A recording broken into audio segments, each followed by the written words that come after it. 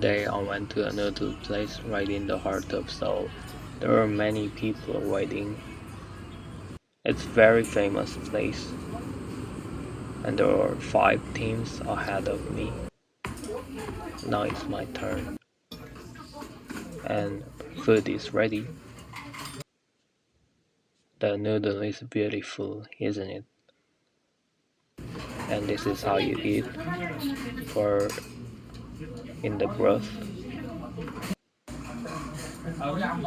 and add some radish,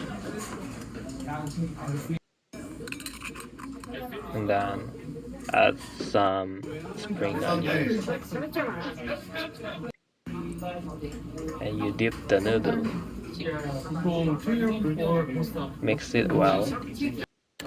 Let the flavor soak in.